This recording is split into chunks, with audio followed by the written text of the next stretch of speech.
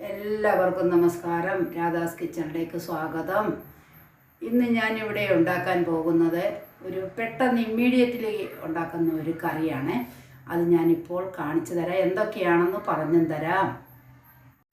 ഒരു തേങ്ങ ഞാനെടുത്ത് അതിനെ ചെറുതായിട്ട് തേണ്ട ഗ്രിപ്പ് ചെയ്ത് വെച്ചിരിക്കുക. ഇനി നമുക്ക് നല്ലപോലെ അരയ്ക്കണം. ഗ്രിപ്പ് ചെയ്തു അത് കഴിഞ്ഞ് അല്ലെങ്കിൽ തിരുമ്മിയെടുക്കാം ഇഷ്ടം പോലെ. അത് കഴിഞ്ഞ് ഒരു 10-12 ചുമന്ന ഉള്ളി ചെറുതില്ല എങ്കിൽ സവാള അരിഞ്ഞെടുത്താലും മതി. അതിനെ ഇതിനകത്തിലോട്ട് തന്നെ ഇടുവാണ്. പിന്നെ ഒരു 10 കഷ്ണം വെളുത്തുള്ളി തൊണ്ട് കളഞ്ഞിട്ട് അതിനെ ഇതിനകത്തിലോട്ട് ഇട്ടു. നമ്മൾ ആ എടുത്തു വച്ചിരിക്കുന്ന മസാലയോടൊക്കെ 1 സ്പൂണ് ജീരകം ഇട്ടു, 1 സ്പൂണ് മഞ്ഞൾപ്പൊടിയും ഇട്ടു. എന്നിട്ട് ഒരു 100 ml വെള്ളം അതിനകത്ത് ഒഴിച്ച് നമുക്കിതിനെ നന്നായിട്ട് അരച്ചെടുക്കുക. ഞാൻ നന്നായിട്ട് അരച്ചെടുത്ത് കണ്ടോ, നന്നായിട്ട്. അപ്പം നമ്മൾ 1 കപ്പ് വെള്ളം ഒഴിച്ച് 100 ml ഒഴിച്ച് കുറഞ്ഞു കഴിഞ്ഞാൽ കുറച്ചും കൂടെ കൂട്ടിച്ചേർത്ത് നമുക്ക് അരയ്ക്കാം. പക്ഷേ അത് ഇങ്ങനെ അരഞ്ഞെടുക്കണം കേട്ടോ. അരഞ്ഞു കഴിഞ്ഞിട്ട് ബാക്കിയുള്ള കാര്യം ഞാനിപ്പോൾ പറഞ്ഞുതരാം. ചീനിച്ചട്ടി വെച്ചു, നന്നായിട്ട് ചൂടായി.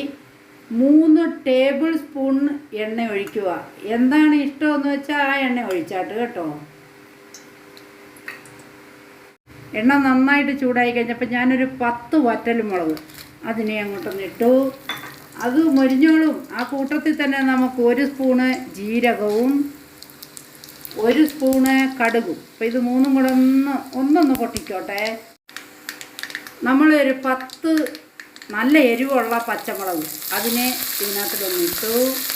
അത് കഴിഞ്ഞിട്ട് കുറച്ച് കറിവേപ്പില അതും കൂടെ ഒന്ന് ഇട്ടു. ഒന്ന് മൂത്തോട്ടെ. പച്ചമുളകൊക്കെ ഒന്ന് വാടി കണ്ട. അത് കഴിഞ്ഞപ്പോൾ നമ്മൾ അരച്ച് വെച്ച ഇതുണ്ടല്ലോ അരപ്പ്, അതിനകത്തിലെ നമുക്ക് ചാറ് വേണം. അത് കാരണം ആവശ്യാനുസരണം വെള്ളവും കൂടെ ചേർത്തിട്ട് സിമ്മിലിട്ട് നമുക്ക് നന്നായിട്ടൊന്ന് ചൂടാവണം. സ്കിപ്പ് ചെയ്യാതെ കാണണേ, ഞാൻ ബാക്കി കാണിച്ചു തരാം. സിമ്മിലിട്ടിട്ട് വേണം, ഹൈയിലിട്ട് തിളപ്പിക്കരുത് കേട്ടോ. അരപ്പിനെ നന്നായിട്ടൊന്ന് ചൂടായി കഴിയുമ്പോൾ പാകത്തിനുള്ള ഉപ്പിടണം. ഞാൻ 1 സ്പൂൺ ഇട്ട് നോക്കുവാണ്. എന്നിട്ട് പോരാ എങ്കിൽ നമുക്കതിൻ്റെ ചാറെടുത്തൊന്ന് ടേസ്റ്റ് ചെയ്ത് നോക്കിയിട്ട് വേണമെങ്കിൽ നമുക്ക് കുറച്ചും കൂടി ഉപ്പ് ചേർക്കാം.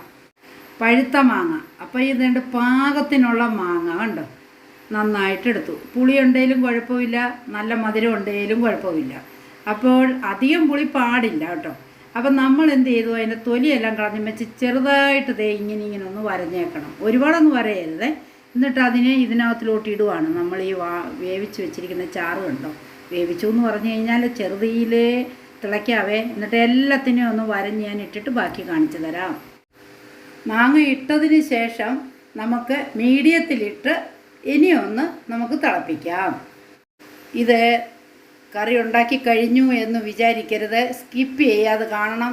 മെയിനായിട്ട് ഇനി ഇതിനകത്തിലൊരു കാര്യം കൂടെ ചേർക്കാനുണ്ട്. ഇതൊന്ന് തിളച്ചോട്ടെ, എന്നിട്ട് ഞാൻ പറഞ്ഞു തരാം. നന്നായിട്ട് ഞാനൊന്ന് തിളപ്പിച്ചു. അപ്പോൾ എന്താ പരിപാടി, നമ്മൾ ഓരോ പീസായിട്ട് ഓരോരുത്തർക്കും കൊടുക്കുകയും ചെയ്യണം. ഉടഞ്ഞങ്ങ് പോവുകയും ചെയ്യരുത്. എന്നാൽ നന്നായിട്ട് കണ്ട ഇതിനുള്ളിലോട്ട് മസാലകൾ കയറാനായിട്ട് ഒന്ന് വേവുകയും ചെയ്യണം. അപ്പോൾ നമുക്കിതിനെ ഓഫ് ചെയ്തിടാം. എന്നിട്ട് 5-6 പേർക്ക് കഴിക്കാനുള്ള മാങ്ങ ഇട്ടല്ലോ ഞാൻ. അപ്പോൾ കറി കൂടുതലെടുക്കുന്നത് കാരണം 400 ml തൈര്, നല്ല കട്ട തൈര്, കുറച്ച് പുളിയും വേണം. അതിനെ നമ്മൾ മിക്സിക്കകത്തിലോട്ട് ഇട്ടിട്ട് നന്നായിട്ടൊന്ന് കറക്കി നല്ല വെള്ളം പോലെ ആക്കി ഇങ്ങോട്ട് എടുക്കാം. വെള്ളം ഒഴിക്കരുത്, വെള്ളം പോലെ ആക്കി എടുക്കണം. നന്നായിട്ട് ഞാൻ തൈരിനെ മിക്സിയിലിട്ട് ശരിയാക്കി വെള്ളം പോലെ എടുത്ത് കണ്ടോ. ഞാൻ വെള്ളം ചേർത്തിട്ടേ ഇല്ല കണ്ടോ, ഇങ്ങനെ എടുക്കണം. അപ്പം ഞാൻ ഗ്യാസ് ഓഫ് ചെയ്തിട്ടാണ് ഒഴിച്ചിരിക്കുന്നത്.